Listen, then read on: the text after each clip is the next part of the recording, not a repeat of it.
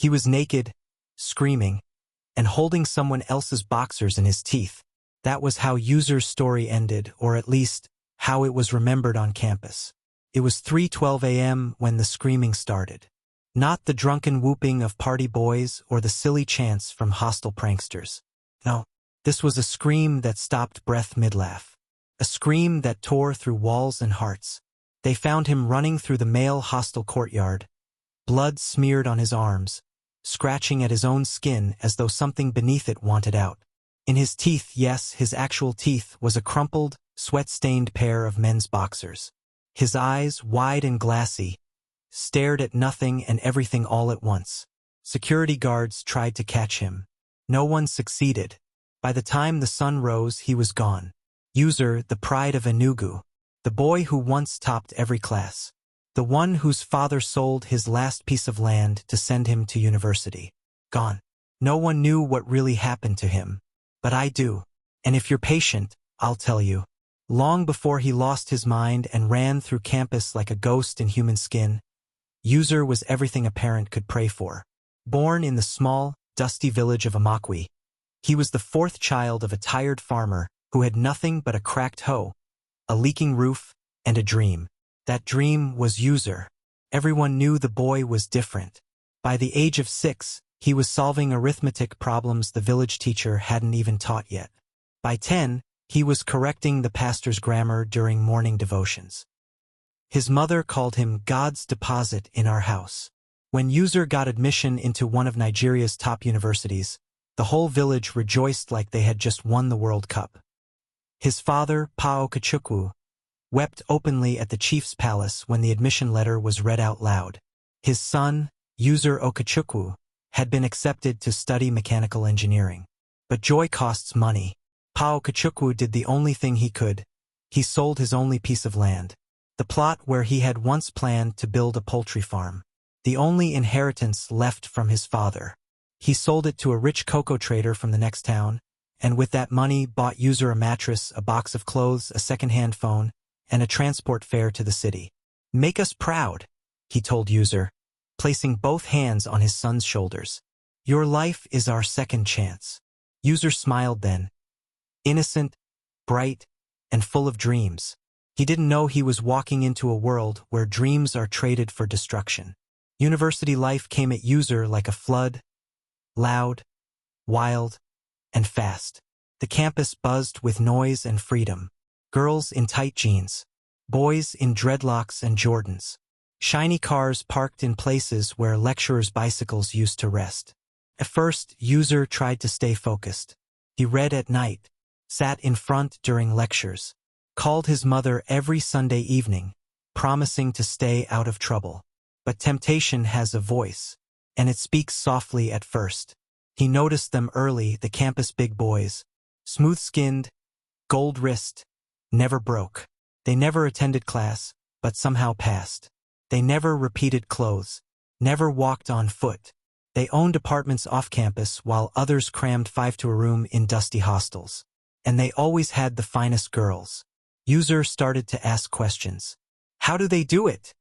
he asked his roommate, Chiboe, one night. Chiboe chuckled. "Brother, no be book dem day read for money oh. Those ones not cult or jazz or Yahoo or something. But forget that one. Just face your studies." But Uzor couldn't forget. Because he wanted it too. Not just the money, the respect, the girls, the comfort, the feeling of not having to count every naira before buying a meal. He kept watching, kept admiring, until one day he took a step he would never come back from. It began with an assignment, or rather a missed assignment. The course was thermodynamics I, and the lecturer was notorious for failing entire rows. One of the big boys, Obinna, nicknamed Obi Cash, had missed 2 classes in a row and was in danger of being kicked out of the course. Uzor noticed Obinna scrolling through WhatsApp during a tutorial session. Their eyes met briefly. Later that night, a message came in. "Guy, you sabi thermo? I fit pay you. I know one carry over." It was Obinna. Uzor responded without thinking. "Yes, I'll help. But I want more than money." "Like?"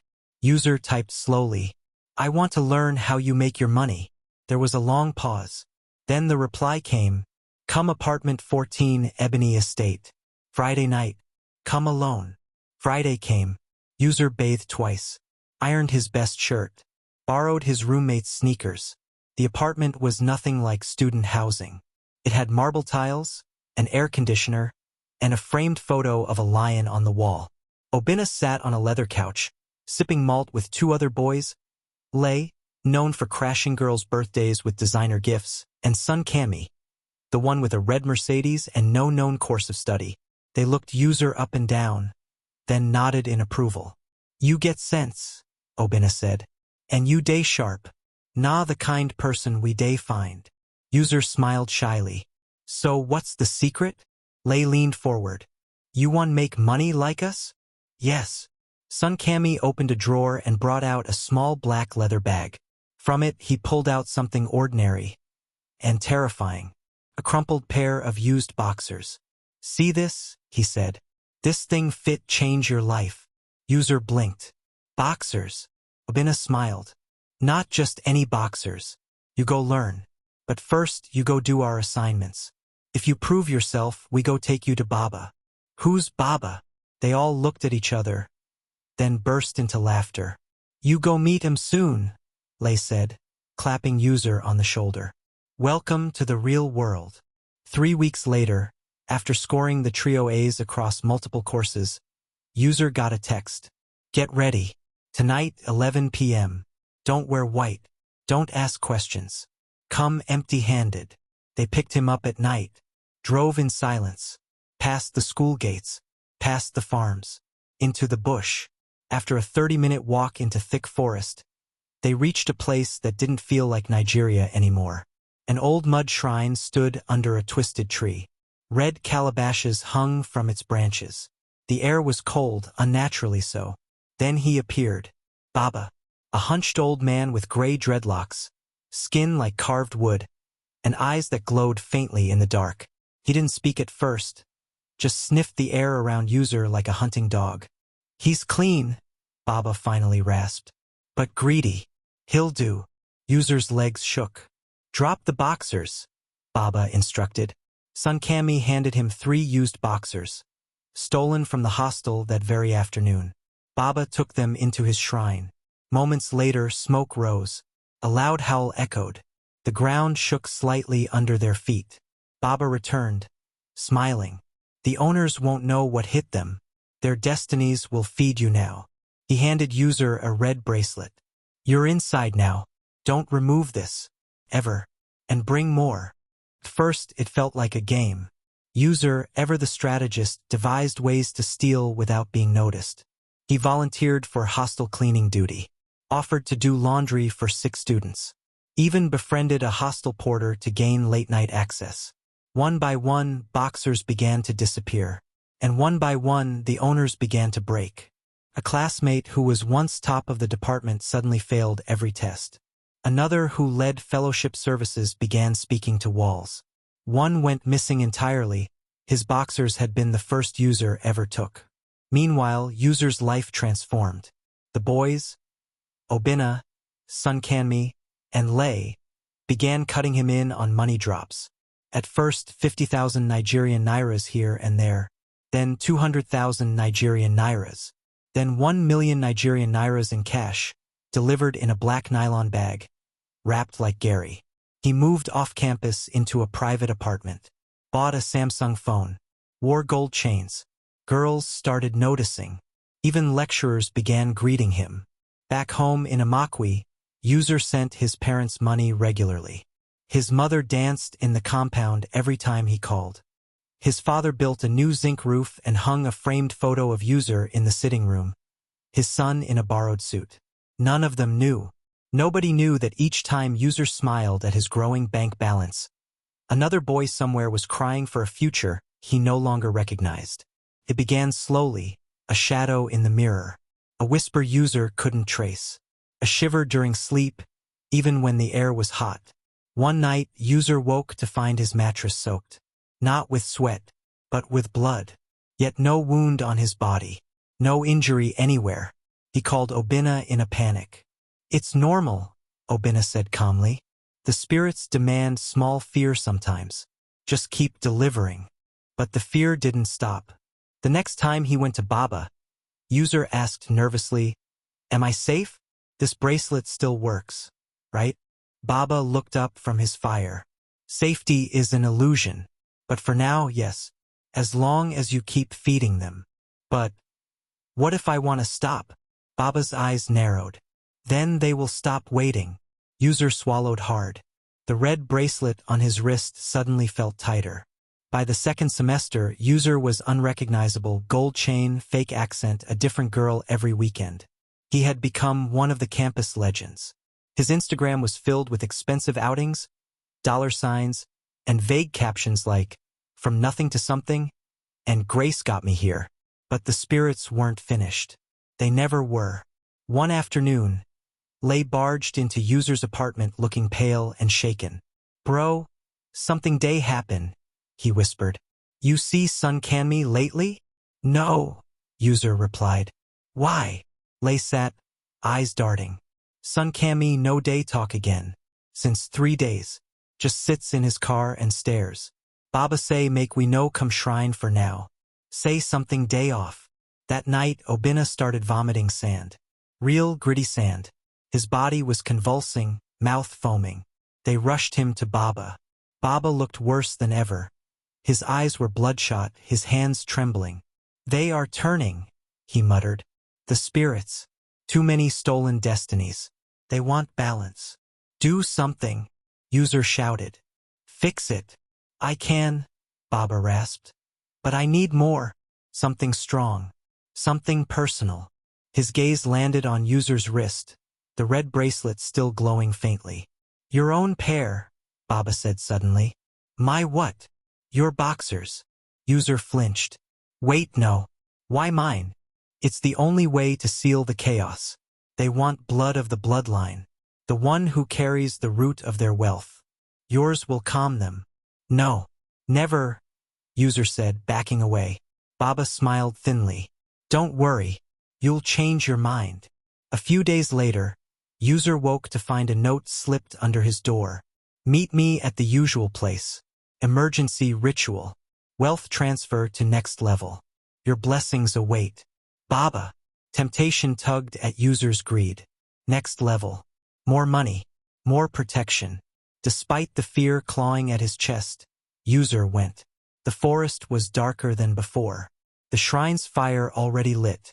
Baba chanted as Uzor arrived. "Remove your shirt. Kneel." Uzor obeyed. "Now, bring me a piece of cloth from your body." Uzor hesitated. "Even your singlet," Baba coaxed. "For identity in the transfer." Uzor reached beneath his wrapper and removed his boxers, throwing them into the flame. Too late. Baba chanted faster now, sweat pouring from his face. The spirits screamed through the trees like wounded animals. The fire roared high. Uzor's body locked up. His mouth opened in a soundless scream. And then, darkness. The next day, campus security was called to the library steps. A boy, naked, eyes wild, drooling, was preaching in tongues to a pile of torn exam scripts. He had written, "They are all inside the boxers," across his chest with chalk. It was Uzor. He ran through the science block, leaping tables and biting the edge of a student's jeans. He screamed the names of the boys he had stolen from, names only their parents knew. They caught him by the old lab and sedated him.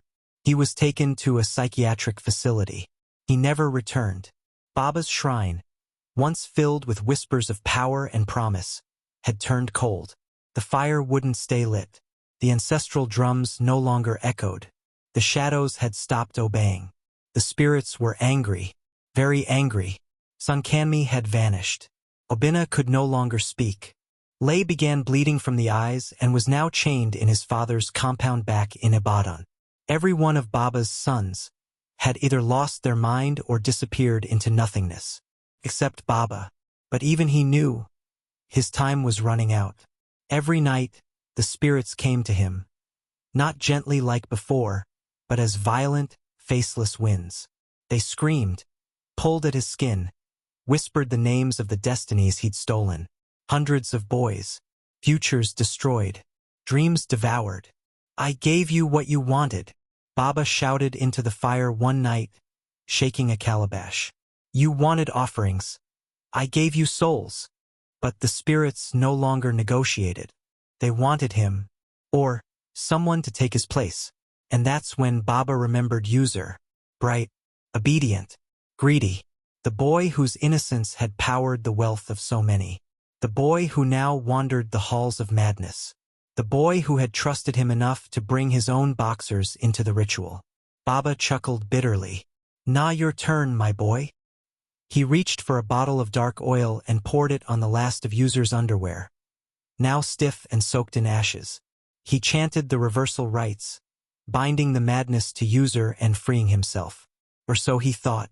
That night, Baba sat before his fire, waiting for peace. He poured palm wine, closed his eyes, listened for silence.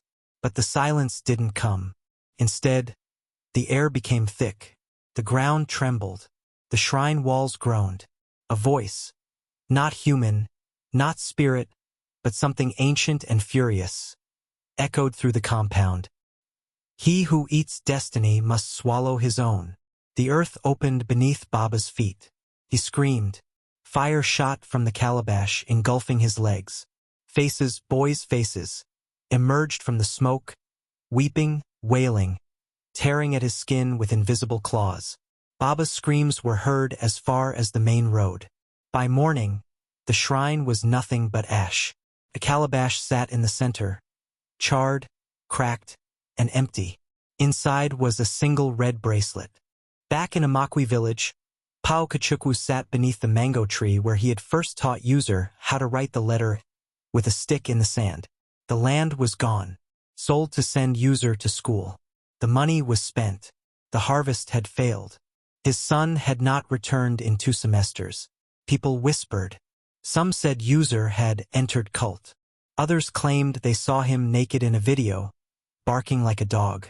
Pao Kachuku refused to believe it, until a woman from the next village returned from the city and brought him a photo. In it, Uzor stood on top of a parked campus bus, shirtless, eyes wild, chalk all over his chest. His smile wasn't his. It was empty. Pao Kachuku took the photo in silence. Then he entered his room, locked the door, and wept for hours. Not like a man, but like a broken child. His wife, Mama Uzor, sat outside, rocking back and forth. He promised he would come back and build us a house, she whispered. He never did. Back on campus, things had returned to normal, at least on the surface. New boys filled the shoes of the old. New boxers hung on hostile clotheslines. New cars appeared. New parties were thrown. But no one spoke of Baba. The forest path to his shrine was sealed by vines that hadn't grown in decades. Those who dared to venture near claimed they heard voices calling their names from the trees. Bring the cloth. Where is your covering? Return what is stolen. Uzor remained in the psychiatric ward, staring at walls, humming nursery rhymes, occasionally muttering.